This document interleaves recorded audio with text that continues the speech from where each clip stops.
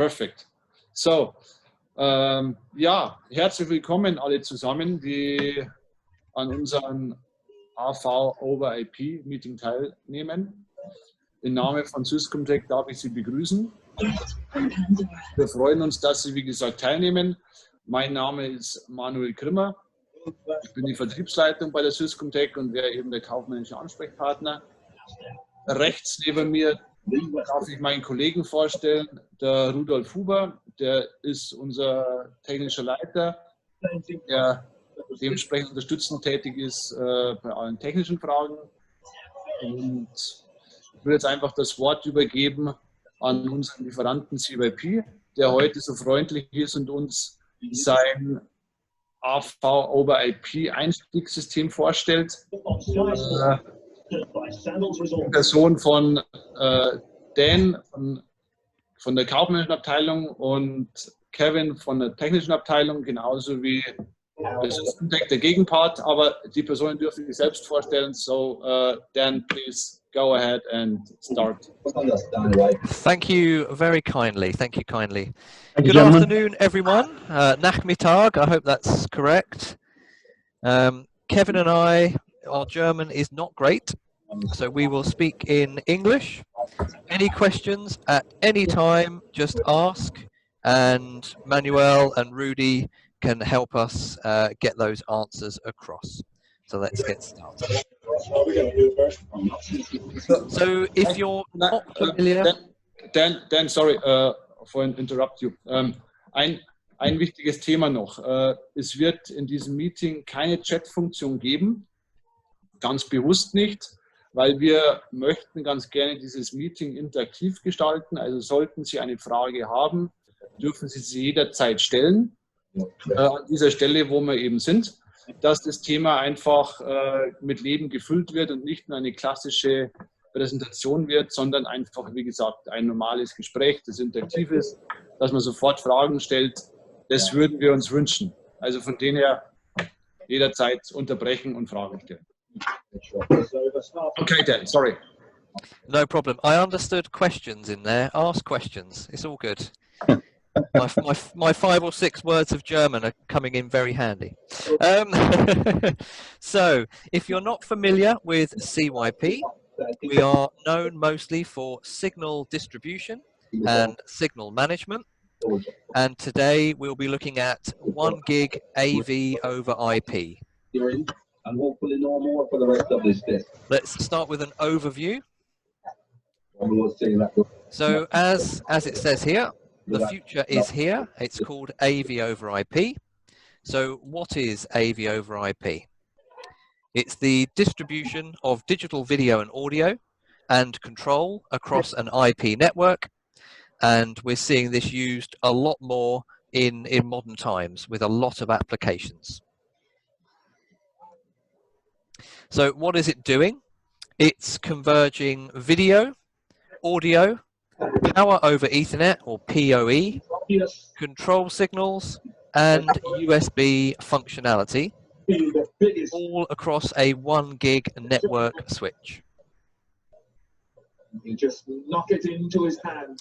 If we look, Kev, would you like to just briefly explain roughly where the 1 gig system fits in terms of these features on screen? Yeah, well, what we've got there is just a little codec comparison chart. So you've got sort of traditional H.264, H.265 systems, which are really low bandwidth, but the quality is not very good.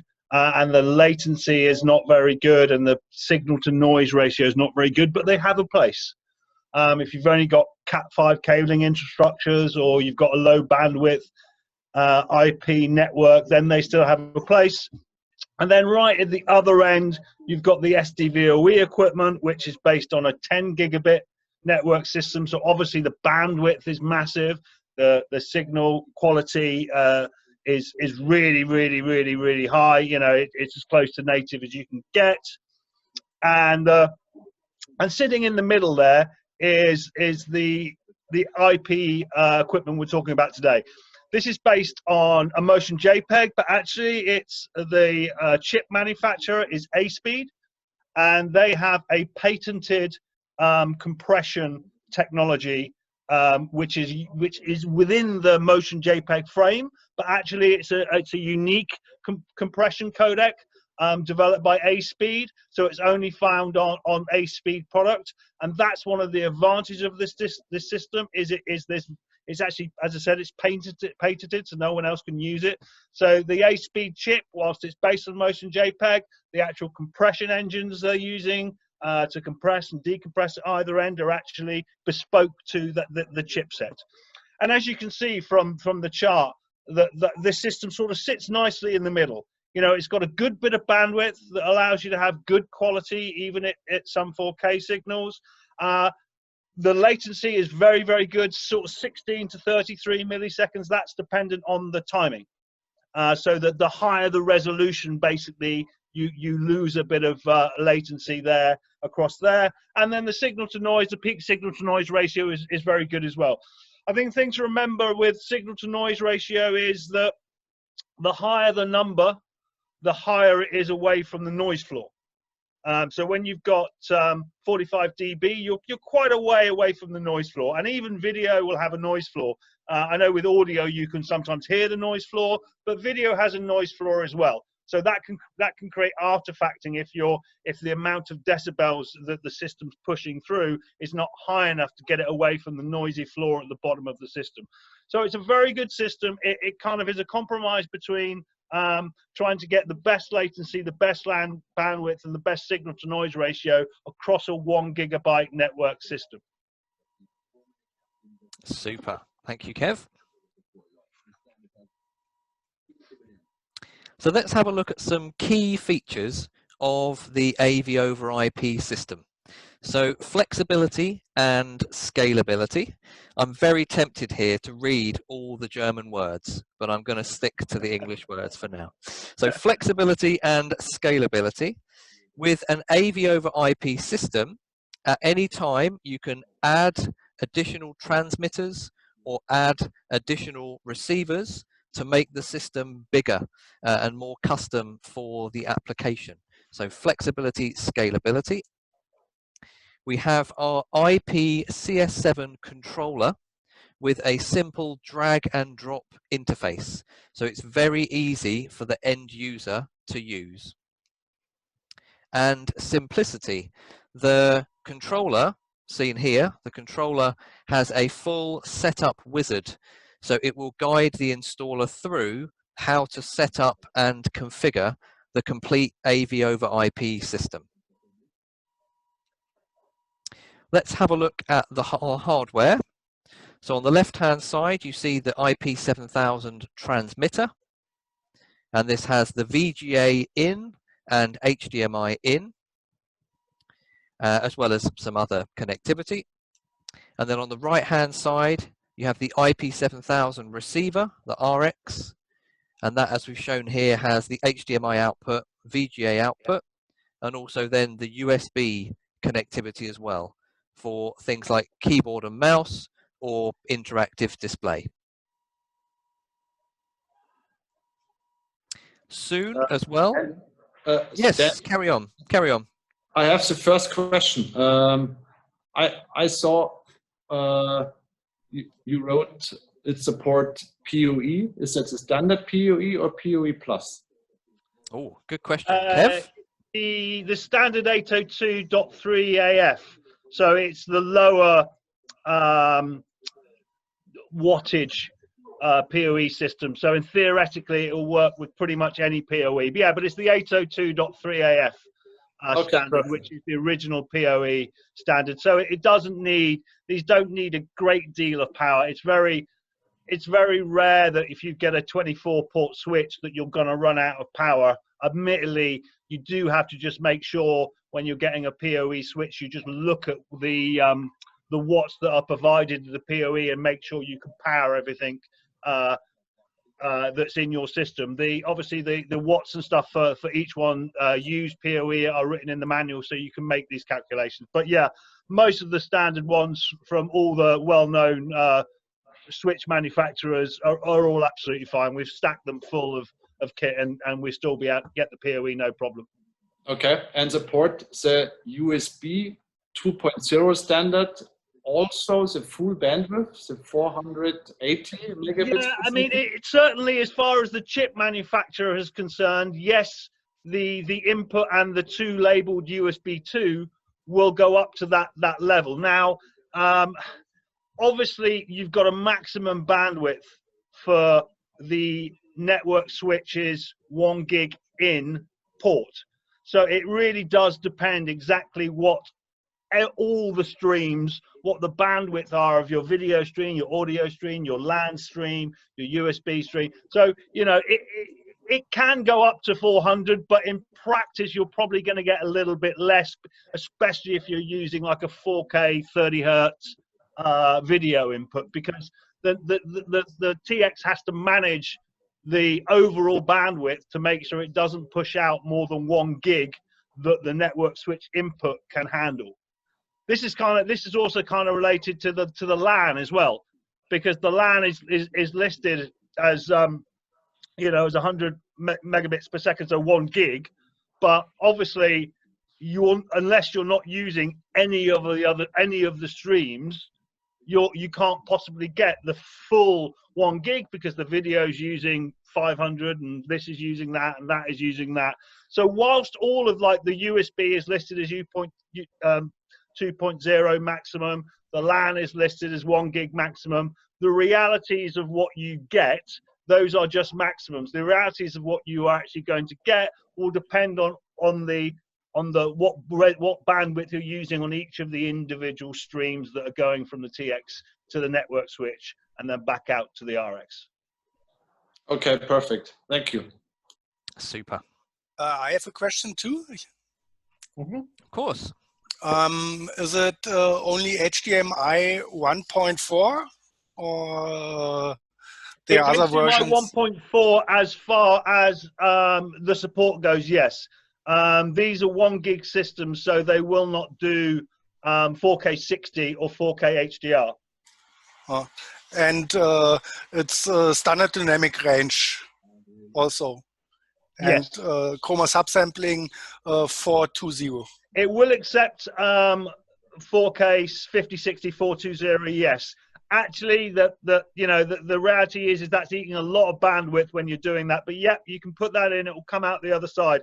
As I say, you know what you've got to remember here is the network switch only has 1 gig in, so the TX has to manage all of the streams to make sure that what it's outputting is not beyond 1 gig. So when you go up to those higher those higher video resolutions that are supported, what you must realize is you might not get so much bandwidth from your LAN or your USB as well. Okay, thank you. No problem. Super. And soon we will be releasing, as well as the standard transmitter and standard receiver, we will be releasing a wall plate version of the transmitter. So the IP 7000 TX wall plate, and this will be coming later this year to add to the range. The hardware's done on this. It's just a matter of converging the firmwares so they all work with the controller correctly. Perfect. I'm hoping in the fourth quarter this year this will be available. Super. Excellent. Right, let's have a look at a matrix application using this system. So multiple transmitters to multiple receivers, obviously. The IPCS7 will give its drag and drop interface, and it's simple to grow the size of the system as you need to. So of course, a 1 gig network switch, that would either be a layer 3 switch or a managed layer 2 switch. The transmitters connected in, of course. Receivers connected into the network switch as well. And then you'd have the CS7 controller, that's the CYP CS7 controller, and you could connect that directly to a local touchscreen, or there's other ways to control it as well.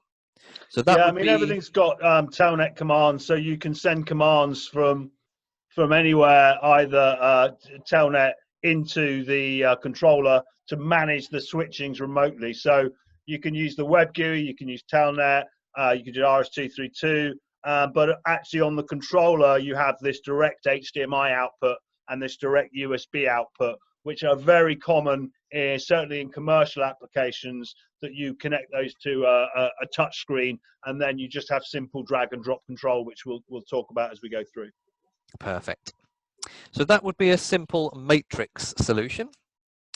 And we're finding that you can see here, this does all use the standard routable Ethernet packets of the network switch. And we're seeing this common in places like retail for signage, meeting room spaces, but also then used as matrix or for just standard distribution systems. And to look at that as an application, you might have one transmitter to many receivers, and that would use one of our transmitter models fed out to a receiver, and then you can daisy chain to other receivers from there. So one signal to many receivers. So that's a distribution system. So in that system, and you can do this with the IP product, in that system you're not using the IPCS7 because you've just got a single source to multiple receivers. So the two additional ports on the receivers allow you to just make a bridge and bridge it through and create a massive distribution network. Very useful because also the distance between the first RX and the next RX and so on and so on and so on can be another 100 meters. So it's very useful for that thing. But do remember, you're not connecting to a network switch here, so you're going to need all the power supplies to power the units. That's right. In a distribution system like that. Perfect, perfect. So let's have a look at a case study showing this system in operation. So this is a popular sports bar in London, and it has around 30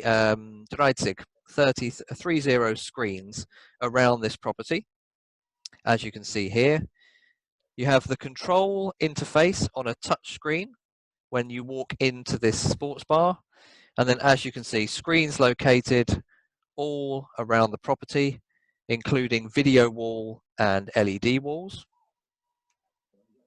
And again, just an idea of the simple setup. So of course, IP7000 transmitters with all of the sources, all connected into the network switch, along with the CS7 controller.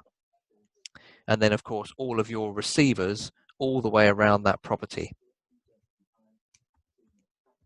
And this is just an idea from the top of that system. And again, you've got that touch screen here for use with the drag and drop control. And this is exactly how that drag and drop works. So this is an image of our control interface, and this is called the monitor and control page. And you simply have transmitters on the left, receivers on the right, and you drag and drop your transmitter to your receiver and then see the content. It's that simple. Drag and drop from transmitter to receiver. And all of these images here will come up as a moving image. Every couple of seconds, the image will change to show you what you're looking at. So this one would be showing you a clip every now and again of the football. That one there is a news channel. You get the idea. So that's the simple drag and drop interface of our CS7 controller. This is again showing that system in action. So you see here, you've now got more transmitters, which in this case are sports channels from satellite TV. And then all of the receivers or screens are showing on the right-hand side there. So again, this is in a sports bar. So the staff will simply move the content from one transmitter to an area of the sports bar. Really, really simple to use. You get up different, in the receiver area, you also get your groups and any video walls you've set up as well coming in that group. So anything you set up which has basically got a receiver on it can be mapped into that receiver area. Also, you can order all the receivers and the transmitters, if you like, because obviously if you are using this system either from the direct HDMI and USB output from the controller, or just from logging onto the controller's IP address via web GUI, you might want to order the RXs in the order of they're most likely to be used, so that they appear at the top. So you can reorder all of these as well, so that suits your installation. Exactly right. Yeah, fantastic. Thank you, Kev. And you will see on the top left-hand side there, you can add in a logo. So if you are installing this for a customer called Joe Blogs Restaurants, you could have a logo here that says Joe Blogs Restaurants. So you can add that in to the control interface. So a bit of branding there, put your logo into the system. As well as AV over IP, in this example, in this case study, they used an HD-Base-T transmitter wall plate to integrate into the larger system. And that would allow them, obviously, maybe a laptop or something external could be plugged into the system. As I mentioned earlier, we will be releasing an AV over IP wall plate soon. So this could then just be a standard, an AV over IP wall plate instead. In this pub, they've got a couple of zones that are set up almost like a boardroom. So you've got like a separate area, which has got a separate audio for it and a separate screen for it. And the idea is that at the edge of the table, there's a plate, and people can come in and do presentations at the pub. It's in Docklands, the sort of financial area of London. So often you have a business lunch that might use this. So that's why this has been integrated into it. Fantastic. And on the right-hand side of the screen there, you can see this being used with a video wall. So let's have a look at using it with video wall functions.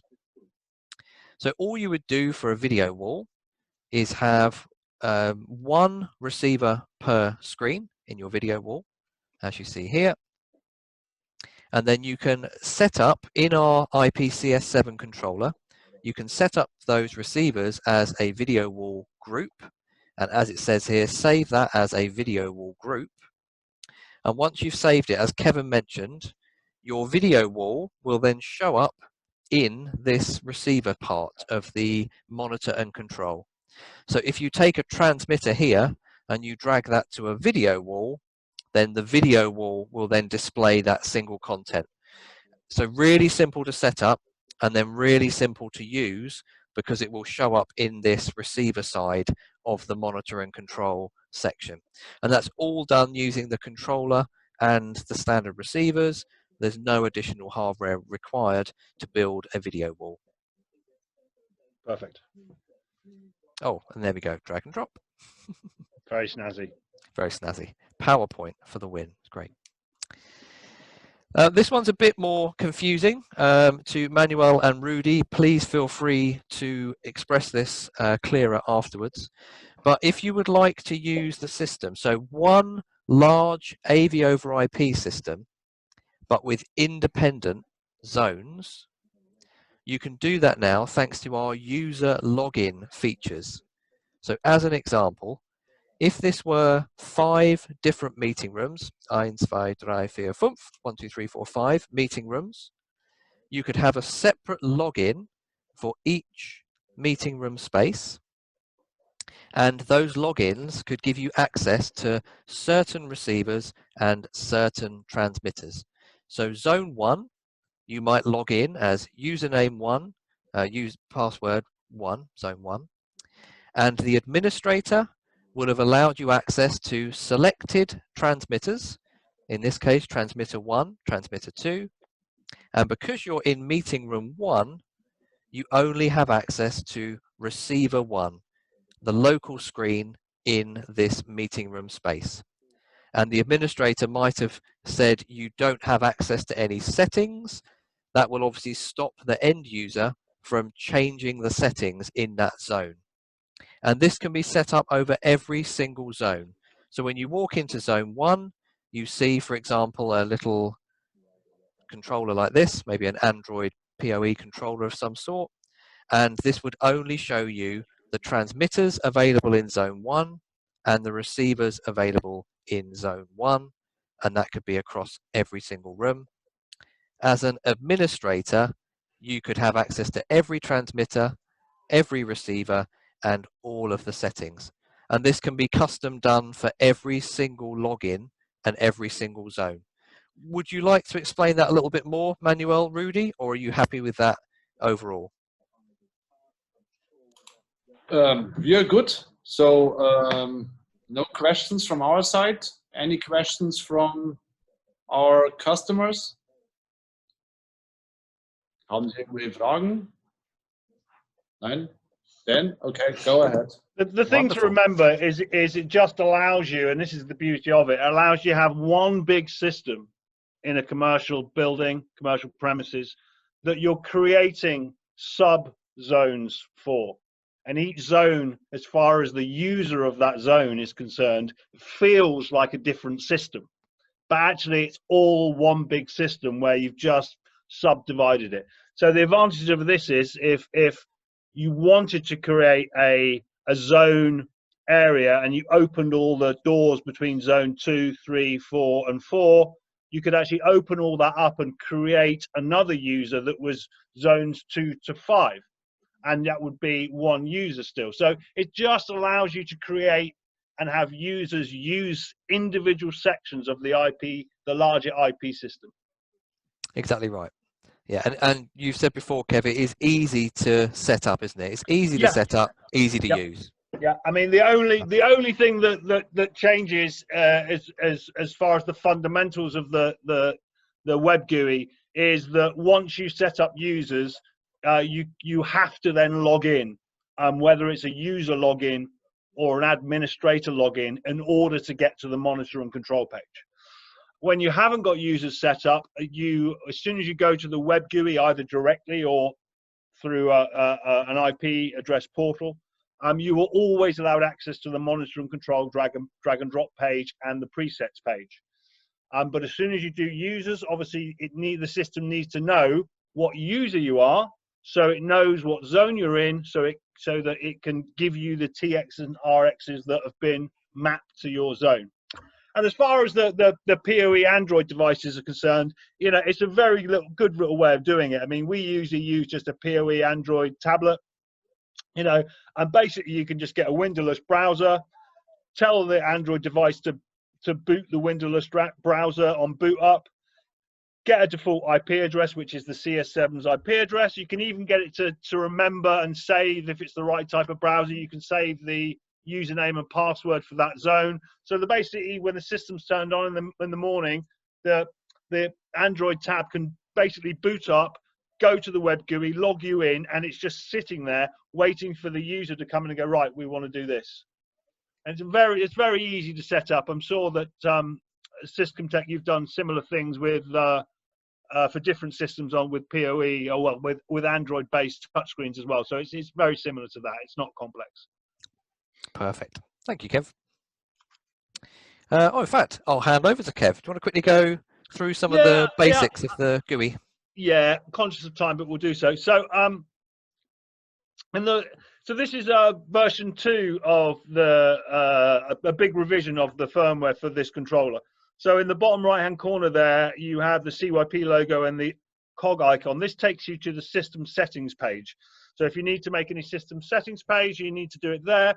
But remember, you need to be logged in as an administrator. So a normal user, unless the administrator has given them rights to do so, cannot see that monitoring that system settings, so they can't make any changes. So in the monitor control page there, that just lists all your TXs on the right hand side and all your RXs and any groups or video walls you've created, and then you can drag and drop between them. It's very, very simple. I'm sure you've seen it before. So as we move through, you've got then preset recall. So again, if you just want to set up, if it's like the example of the pub and restaurant we saw earlier, so they have a couple of presets that allow them for various settings, like a preset in the morning that just randomly puts different things on the TV, and then a preset for showing like 2 sports channels, 3 sports channels across all the screens in the bars. So it's just useful for presets for defaulting TXs to certain RXs. Very simple to use, again, very easy to set up. And then as we go through, you've got settings. So in the settings, this is where you set up your video walls or your groups. So you can set that up there. So all your presets, video walls, groups are set up there. Again, they're very simple to set up. It's, you know, pretty much a drag and drop and select your TXs and RXs. And then we get to the devices. Now the devices is a slightly more complicated area. So straight away there, you can see that you've got a group of drop downs which represent all the actual streams that are going on. So you've got the video stream, the audio stream, the USB stream, the IR stream, and the serial stream. You can actually make changes from here, but this is generally just for viewing and for making adaptations when you're building the system. So when you click the drop down menu, everything that's there will just be there, and you can make changes and it will go on the fly. So you can check a system from here very easily. You can check various things. But within that as well, you also get the replace, remove, and the sorting function. So these are just functions that allow you to remove a TX or RX from the system, or if you think you've got a problem with it and you want to replace it, you can replace it. So it's just a step-by-step procedure. This one's going in, this one's coming out. That's all done. And then the sorting. So the sorting relates to the order that each TX and RX appears on the monitor and control page. You remember I said earlier you can sort them into a different order? So this is just for that. Also, if you are using a third-party control system, please do on this page hit for the TX and the RX, hit the sorting button, bring up the page and just click OK, because until you've done that, the CS7 doesn't know what order they're in. So you don't actually have to make any changes, and you don't need to do it unless you're using a third-party control system. But then they'll just tell it what order everything is. So when you're saying to the CS7, hey, make RX7 look at TX1, it knows that order. Okay. And then finally on this page, you've got the information section. So this is dragging in every single bit of functionality that the TX or the RX can do. So in this one, for example, you've got this is the RX. So you've got the system settings at the top there. So, oh, I forgot to mention that. Yeah. So we have the hello function. So the hello function is just a way of, on the transmitter or receiver, you can turn this function on, and on the transmitter, you'll get the LEDs at the front of the transmitter flashing at you. This just helps to identify the unit that you're actually looking at and referencing. So on the RX, you get the same thing. The LEDs flash at you, but also on the screen, because we think that, you know, the RX might be behind the screen, you might be able to see it. The screen will actually bring up a little hi or hello logo, written text at the top left-hand side. So very good for just helping you to identify and label your transmitters and receivers. And then you have the name, where you can name it. You have the kernel version and the application version. So the kernel version is the firmware that is running on the chip inside, and the application version is the CYP firmware for the physical product. And then you've just got a reboot and a factory default. Moving across, you've got the IP set up, so the MAC address, IP mode, and IP addresses details. So all the units will ship in auto IP. The idea here is that you don't need to set up your network switch for DHCP unless you want to. So auto IP will always return a 169.254, and it means that the units will give themselves an IP address and don't have to rely on the network switch giving out that address. It works beautifully in this system, and you never get any conflicts. But if you do have a DHCP server, or you do want to change it to a particular static address, you can just drop that down, change it, and make those changes yourself. And then you have the video over IP. So you've got an enable, channel, and casting mode. So let's look at those first. So obviously, enable the video over IP is just saying, hey, I want this stream active. And then the channel number. So for RXs, the channel number just represents what TX channel they are looking at. So it's just telling you that this RX, let's call it RX1, is actually looking at channel 1. So it just tells you what stream is coming in. And then you've got multicast and unicast. So in any system that's got more than one transmitter, you will always be in multicast. And then you have the scaling options. So each RX has a built-in scaler, and there are many, many, many different scaling options available. So you can check that, check your screen resolution or your projector resolution, and check the most appropriate timing that's more appropriate for the screen you're connected to. So through that, you can copy the EDID from a screen. So if you want to always have that EDID, you can copy it in there. And you can also got some automation of turning the screen on and off if that function is available on the screen. And then like at the bottom there, you have video select lock buttons. So this is basically means that the buttons on the front of the, in this case RX, do not function. So if they're in view where someone could touch them and change the channel number, for example, which will change what you're watching, you can actually lock those so they're no longer active. And then you've got the different streams at the bottom. So you've got serial over IP, so there you can just set up your baud rate. USB over IP, so you've got an on and you've got an auto select mode.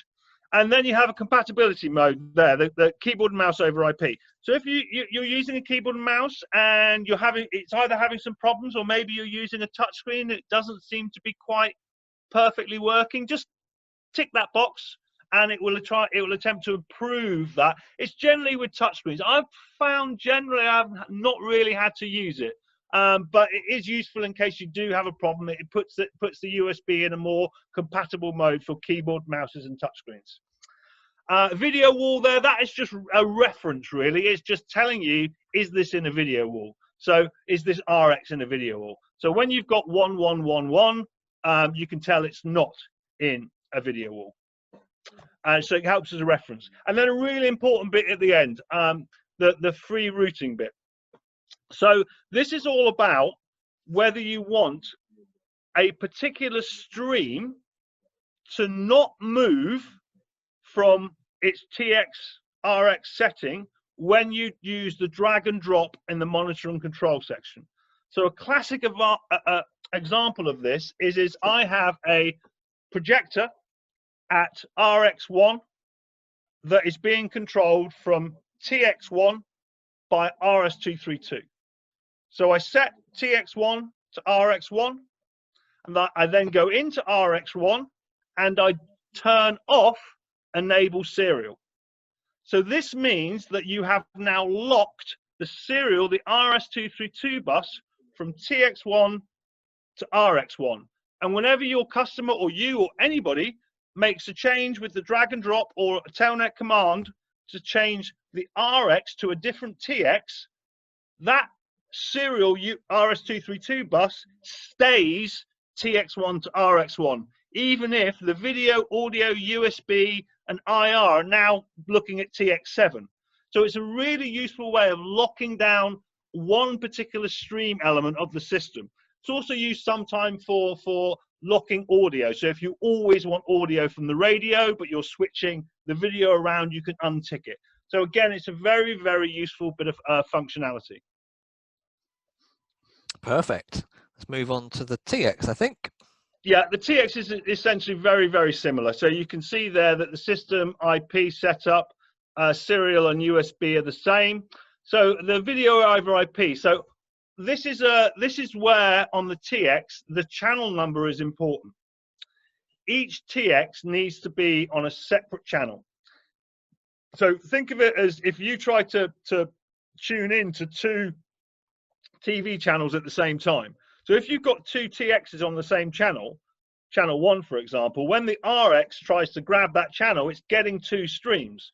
So you always must make sure that every TX in the system is on its own channel number. A practical tip for installation is don't use channel 0. The reason why is because when you put a new TX in the system, it always defaults to channel 0. So if your customer wants you to add a TX and you've used channel 0, when you add it, it will default to channel 0. And if someone's watching it, then suddenly you'll get 2 streams trying to work together in a mess on the screen. So just a practical tip there. When I'm building a system, I always start from 1 and leave channel 0. So when I put in another TX, it doesn't mess up the system that's already running. Then you have your multicast modes again. And then you have the switch mode. So the switch mode is just simply what video input are we looking at here? Are we looking at the VGA or the HDMI? And then we have maximum bit rate and maximum frame rate. So this is a way of managing the overall bandwidth of the transmitter that's in use. So with it set to unlimited and 100% frame rate, then you're getting the full quality of the video encoded and decoded.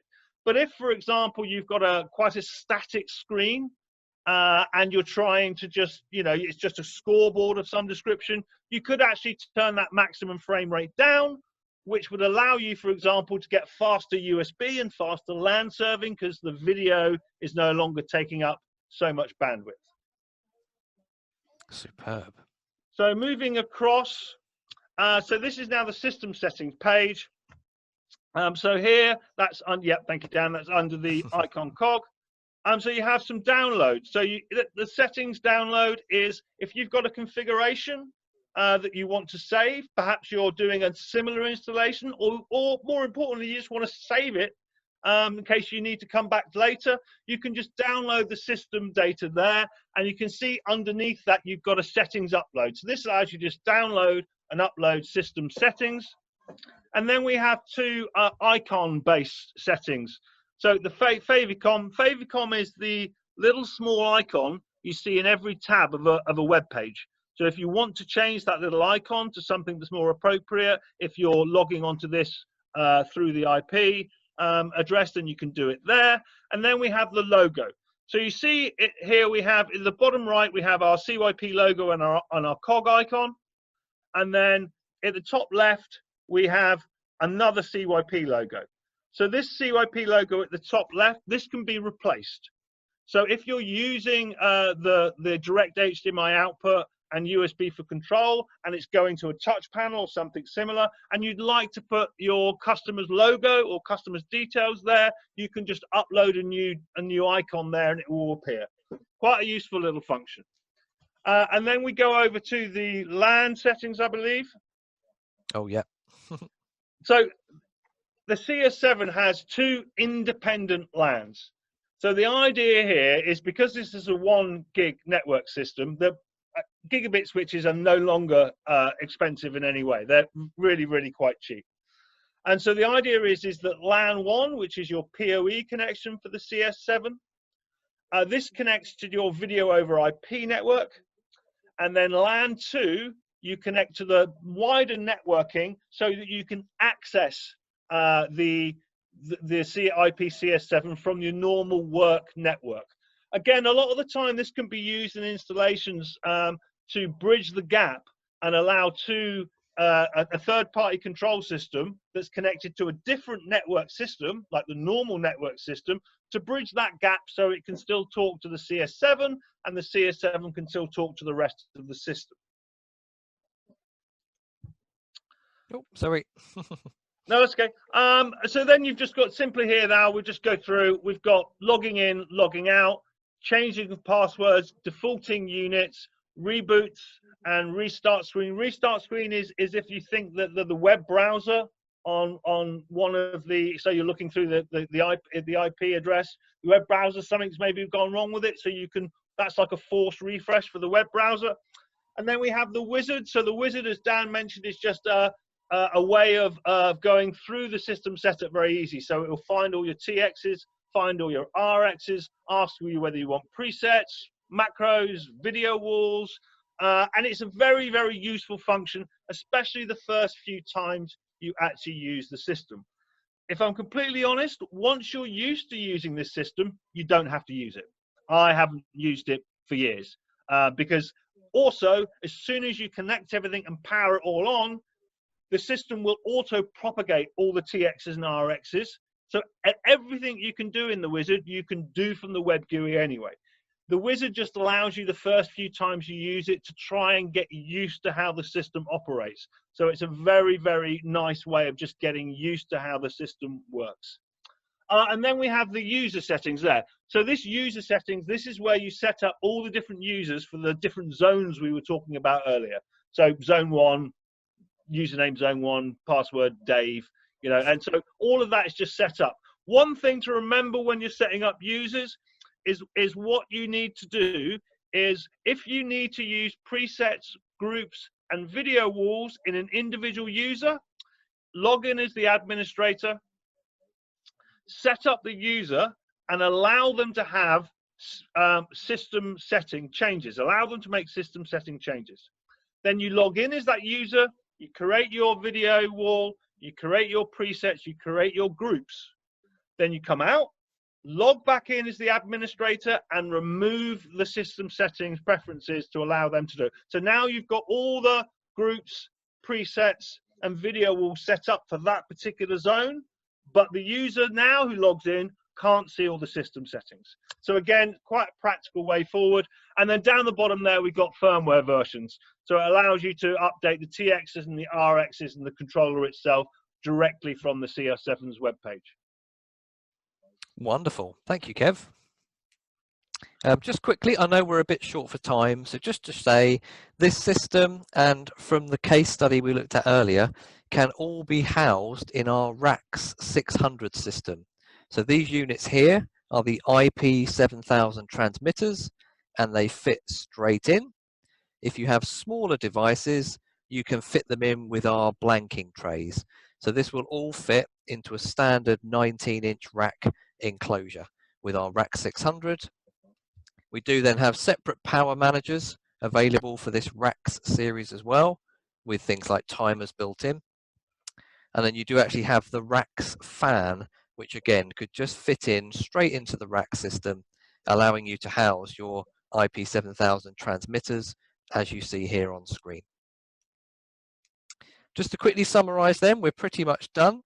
As we spoke about earlier, if you need more bandwidth, you are looking for things like 4K 60 support, then you may well look at the SDVoE series that we offer, which is then a 10 gig AV over IP system. So as you see here, the bandwidth is higher, the latency is lower, so it's a quicker system, lower latency. Tiny on that system. Exactly. And it can then handle 4K 60. Yeah. And you've said before, Kev, because the bandwidth is higher, everything is slightly better, isn't it, including the image quality, etc. Yeah, you got more bandwidth, so the image quality is pretty much flawless. You know, at lower resolutions, there's no compression at all, and at the highest 4K resolutions, the compression is very light, and really the picture quality is absolutely superb. Fantastic. And we are looking to work with syscomtec probably around maybe September time to offer some more information on the SDVoE system, to go through something like today, but with SDVoE. And those models are available as fiber or CAT. So yeah, Dan, thanks for this information about the SDVoE system. Ja, wir planen natürlich, diese Serie fortzusetzen, was AV over IP betrifft. Heute war der Anfang mit den 1-Gig-Systemen. Nach den Sommerferien geht es weiter. Mitte September wird es dann das weitere Meeting geben mit dieser SDVoE-Lösung. Da würden wir uns natürlich wieder freuen, wenn wir Sie wieder alle begrüßen dürfen. Und ja, von denen her, Dan, you have additional site or you're gone?